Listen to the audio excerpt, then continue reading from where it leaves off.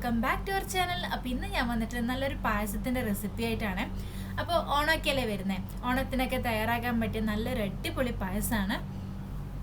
Cooking ഒന്നും അത്ര വശമില്ലാത്തവർക്ക് പോലും ഈസി ആയിട്ട് തയ്യാറാക്കാൻ പറ്റുന്ന നല്ലൊരു അടിപൊളി പായസമാണ്. അപ്പോൾ ഒട്ടും സമയങ്ങളായിട്ട് നമുക്ക് വീഡിയോയിലോട്ട് കിടക്കാം. ഇന്ന് നമ്മൾ ഉണ്ടാക്കാൻ പോകുന്നത് മക്രോണിയും ക്യാരറ്റും വെച്ചിട്ടുള്ള ഒരു പായസമാണ്. ഞാനിതിപ്പോൾ ഉണ്ടാക്കുന്നതുകൊണ്ട് പറയുന്നതല്ല, നല്ലൊരു ടേസ്റ്റാണ് കേട്ടോ ഈ ഒരു പായസത്തിന്. മാത്രമല്ല ഈ ഒരു പായസം നമ്മൾ കുടിക്കുന്ന ടൈമിൽ ആർക്കും തന്നെ മനസ്സിലാവില്ല കേട്ടോ മക്രോണി വെച്ചിട്ടാണ് നമ്മൾ ഈ പായസം ഉണ്ടാക്കിയെന്നുള്ളത്. അപ്പം ഞാനിത് ഇവിടെ ഒരു കപ്പോളം മക്രോണി എടുത്തിട്ടുണ്ട്. ഇനി നമുക്കിതൊന്ന് ജസ്റ്റ് ഒന്ന് ക്രഷ് ചെയ്തെടുക്കണം കേട്ടോ, ജസ്റ്റ് ഒന്ന് പൊടിച്ചെടുത്താൽ മതി. അതിനായിട്ട് ഞാനിത് മിക്സിയുടെ ജാർ എടുത്തിട്ടുണ്ട്. നമ്മൾ ഇതുപോലെ പൊടിച്ചെടുക്കുന്ന ടൈമിൽ മിക്സിയുടെ ജാറിൽ ഒട്ടും തന്നെ വെള്ളം ഉണ്ടാവാൻ പാടില്ല കേട്ടോ. വെള്ളമോ നനവോ ഒക്കെ ഉണ്ടെങ്കിൽ നന്നായിട്ടൊന്ന് തുടച്ചെടുത്തിട്ട് വേണം പൊടിച്ചെടുക്കാനായിട്ട്. അപ്പം നമ്മൾ എടുത്ത് വെച്ചിരിക്കുന്ന മക്രോണി നമുക്ക് ഇതിലോട്ട് ഇട്ട് കൊടുക്കാം.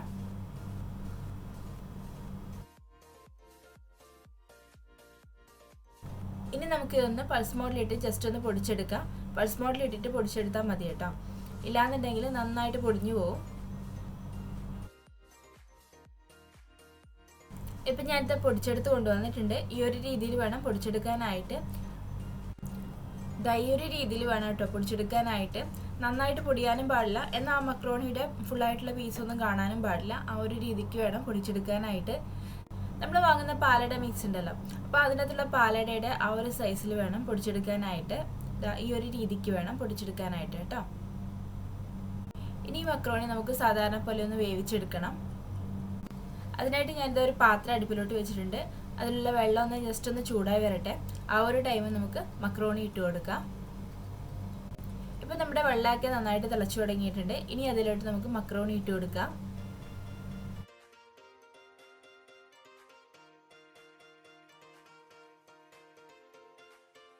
ഈ ഒരു മക്രോണി നമ്മൾ ഇട്ട് കൊടുത്ത പാട് നന്നായിട്ടൊന്ന് ഇളക്കി കൊടുക്കണം കേട്ടോ. ചെറിയ തരികളായതുകൊണ്ട് തന്നെ പെട്ടെന്ന് കട്ട കിട്ടും. അപ്പോൾ നന്നായിട്ടൊന്ന് മിക്സ് ചെയ്ത് കൊടുക്കണം.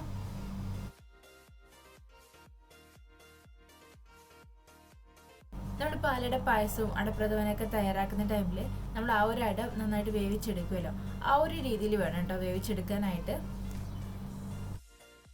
ഇപ്പം നമ്മുടെ മക്രോണിയൊക്കെ നന്നായിട്ട് വെന്ത് വന്നിട്ടുണ്ട്. ഇനി നമുക്കിതൊന്ന് അരിച്ചെടുക്കാം. ഇപ്പം ഞാനിത് അരിച്ചെടുത്ത് കൊണ്ടുവന്നിട്ടുണ്ട്. ഇതുപോലെ അരിച്ചെടുക്കുന്ന ടൈമിൽ ഇതിന് മുകളിലായിട്ട് തണുത്ത വെള്ളം ഒന്ന് ഒഴിച്ചു കൊടുത്തിട്ട് വേണം കേട്ടോ അരിച്ചെടുക്കാനായിട്ട്. തണുത്ത വെള്ളം എന്ന് ഉദ്ദേശിച്ചത് നോർമൽ ടെമ്പറേച്ചറിലുള്ള വെള്ളമാണ് കേട്ടോ. സാധാരണ നമ്മൾ കുക്ക് ചെയ്യാൻ എടുക്കുന്ന വെള്ളം ഉണ്ടല്ലോ, ആ ഒരു വെള്ളം ഒഴിച്ചു കൊടുക്കണം. അങ്ങനെ നമ്മൾ ഊറ്റിയെടുക്കുന്ന ടൈമിൽ തണുത്ത വെള്ളം ഒഴിച്ചു കൊടുക്കുകയാണെങ്കിൽ തമ്മിൽ ഒട്ടിപ്പിടിക്കില്ല കേട്ടോ. ഈ ഒരു മക്രോണി ജസ്റ്റ് ഒന്ന് ചൂടാറട്ടെ. ആ ഒരു ടൈം കൊണ്ട് നമുക്ക് ഇതിലോട്ട് വേണ്ട ക്യാരറ്റ് വേവിച്ചെടുക്കാം. അതിനായിട്ട് ഞാൻ ഇവിടെ ഒരു മീഡിയം സൈസിലെ ക്യാരറ്റ് എടുത്തിട്ടുണ്ട്. നമ്മൾ ചെറിയ ക്യാരറ്റൊക്കെ ആണെങ്കിൽ 2 എണ്ണമൊക്കെ എടുക്കുക കേട്ടോ. മീഡിയം സൈസ് ക്യാരറ്റൊക്കെ ആണെങ്കിൽ ഒന്നെടുത്താൽ മതി കേട്ടോ, ഒന്നിൽ കൂടുതൽ എടുക്കേണ്ട ആവശ്യമൊന്നുമില്ല.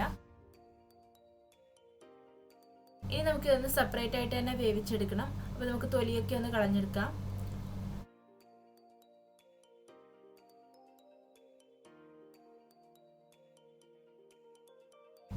ഇനി നമുക്കിതൊന്ന് ചെറിയ കഷ്ണങ്ങളാക്കിയിട്ടൊന്ന് വേവിച്ചെടുക്കാം. ഇപ്പം ഞാൻ ഇതാ ക്യാരറ്റൊക്കെ കട്ട് ചെയ്തെടുത്തിട്ടുണ്ട്. ഇനി നമുക്ക് ഇതിലോട്ട് വേവാൻ ആവശ്യത്തിന് വെള്ളം ഒഴിച്ചു കൊടുക്കാം.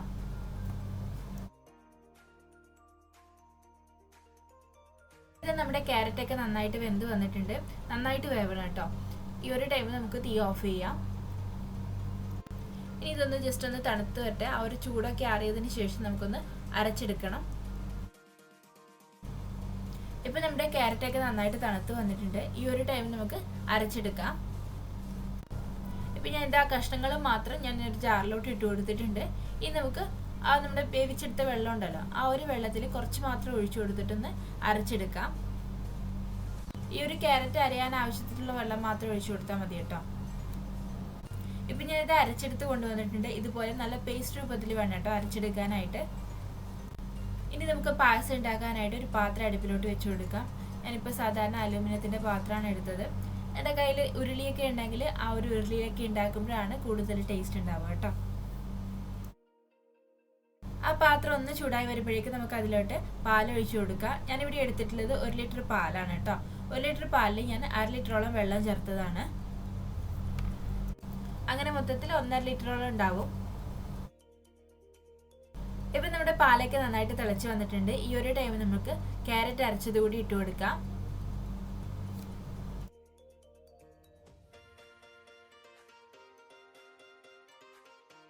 ഇനി ഇത് നമുക്ക് നന്നായിട്ടൊന്ന് മിക്സ് ചെയ്ത് കൊടുക്കാം. ആ ഒരു ക്യാരറ്റ് അരച്ചത് കൂടി ചേർക്കുന്ന ടൈമിൽ നല്ലൊരു കളറാണ് കേട്ടോ ഈ ഒരു പാലിനുണ്ടാവുക. ഇനി നമുക്ക് ഇതിലോട്ട് നമ്മൾ വേവിച്ചെടുത്ത മക്രോണി കൂടി ചേർത്ത് കൊടുക്കാം. ഈ ഒരു മക്രോണി നമ്മൾ ഇട്ട് കൊടുത്ത ഉടനെ നന്നായിട്ടൊന്ന് ഇളക്കി കൊടുക്കണം കേട്ടോ, ഇല്ലെങ്കിൽ അടിയിൽ കട്ട കെട്ടിപ്പോ. ഇനി ഈ ഒരു പായസം നമുക്ക് സാധാരണ പായസമൊക്കെ ഉണ്ടാക്കുന്ന പോലെ തന്നെ നന്നായിട്ട് വേവിച്ചൊന്ന് കുറുക്കിയെടുക്കാം. ഇത് വേവിക്കുന്ന ടൈമിൽ നന്നായിട്ടൊന്ന് ഇളക്കി കൊടുക്കണം കേട്ടോ. ഇനി ഇതിലോട്ട് നമുക്ക് ആവശ്യത്തിന് പഞ്ചസാര കൂടി ചേർത്ത് കൊടുക്കാം. ഞാനിവിടെ എടുത്തേക്കുന്നത് 1/2 കപ്പോളം പഞ്ചസാരയാണ് കേട്ടോ. 1 കപ്പ് മക്രോണിക്ക് 1/2 കപ്പ് പഞ്ചസാര എന്നുള്ള തോതിൽ എടുത്താൽ മതി. ഇനിയിപ്പോൾ കൂടുതൽ മധുരം വേണമെന്നുണ്ടെങ്കിൽ 1-2 ടേബിൾ സ്പൂൺ മാത്രം കൂടുതൽ ഇട്ട് കൊടുത്താൽ മതി. ഇപ്പം ഈ ഒരു രീതിയിൽ ചേർക്കുമ്പോൾ തന്നെ അത്യാവശ്യം നല്ല മധുരം തന്നെ ഉണ്ടാവും കേട്ടോ. ഇനി പഞ്ചസാര നമുക്ക് നന്നായിട്ടൊന്ന് ഇളക്കി യോജിപ്പിച്ചു കൊടുക്കാം. ഈ ഒരു പായസം നന്നായിട്ടൊന്ന് കുറുകി വരണം കേട്ടോ.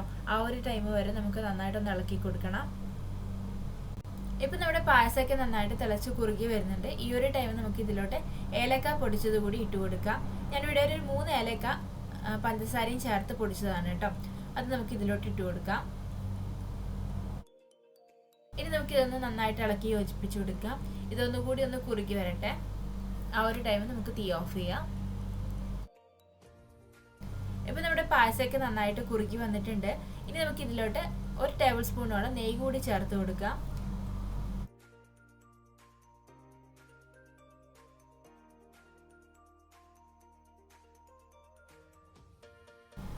ഇനി ഇത് നമുക്ക് നന്നായിട്ടൊന്ന് ഇളക്കി യോജിപ്പിച്ചു കൊടുക്കാം. ഈ ഒരു നെയ്യിൻ്റെ ഫ്ലേവറൊക്കെ വരുമ്പോൾ നല്ലൊരു ടേസ്റ്റാണ് കേട്ടോ ഈ ഒരു പായസത്തിന്.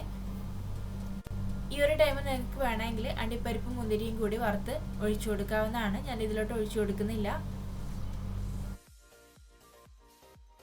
ഇനി ഈ ഒരു പായസം ഞാൻ തീ ഓഫ് ചെയ്തിട്ടാണ് കേട്ടോ ഉള്ളത്. തീ ഓഫ് ചെയ്തതിന് ശേഷം കുറച്ചുകൂടി ഒന്ന് ഇളക്കി കൊടുക്കണം, ഇല്ലെങ്കിൽ ഇതിൽ കിടന്ന് നന്നായിട്ടൊന്ന് കുറുകിപ്പോകും കേട്ടോ. ആ ഒരു പാത്രത്തിൻ്റെ ചൂട് ജസ്റ്റ് ഒന്ന് വിട്ട് വരുന്നവരെ ഇതുപോലെ ഒന്ന് ഇളക്കി കൊടുത്താൽ ആ ഒരു കട്ടി തന്നെ നമുക്ക് കിട്ടും കേട്ടോ. ഇല്ലാന്നുണ്ടെങ്കിൽ തണുത്ത് വരുമ്പോഴേക്കും ഇത് ഒന്നുകൂടി ഒന്ന് കുറുകിപ്പോവും. അപ്പോൾ നമ്മുടെ പായസം ഇവിടെ റെഡി ആയിട്ടുണ്ട്. അപ്പോൾ ഈ ഒരു ഓണത്തിന് ഇതുപോലൊരു പായസം തയ്യാറാക്കി നോക്കൂ. സൂപ്പർ ടേസ്റ്റ് ആണ്. മാത്രമല്ല ഈ ഒരു പായസം കുടിക്കുന്ന ടൈമിൽ മക്രോണി വെച്ചിട്ടാണ് ഈ ഒരു പായസം ഉണ്ടാക്കിയെന്ന് ആർക്കും തന്നെ മനസ്സിലാവില്ല കേട്ടോ. അപ്പോൾ ഇതുവരെ ഈ ഒരു പായസം ട്രൈ ചെയ്യാത്തവരാണെങ്കിൽ തീർച്ചയായും ഒന്ന് ട്രൈ ചെയ്ത് നോക്കൂ കേട്ടോ. അപ്പോൾ എല്ലാവർക്കും നന്മ നിറഞ്ഞ ഓണം ആശംസിക്കുന്നു. അപ്പോൾ വീഡിയോ ഇഷ്ടപ്പെട്ടാൽ ലൈക്ക് ചെയ്യാനും സബ്സ്ക്രൈബ് ചെയ്യാനും മറക്കണ്ട. അതുപോലെ തന്നെ ഈ വീഡിയോ യൂസ്ഫുൾ ആണെന്ന് തോന്നിയിട്ടുണ്ടെങ്കിൽ നിങ്ങളുടെ ഫാമിലീസിനും ഫ്രണ്ട്സിനൊക്കെ ഒന്ന് ഷെയർ ചെയ്ത് കൊടുക്കുകയും വേണം. അപ്പോൾ പുതിയൊരു വീഡിയോ ആയിട്ട് വീണ്ടും കാണാം. Till then take care. By.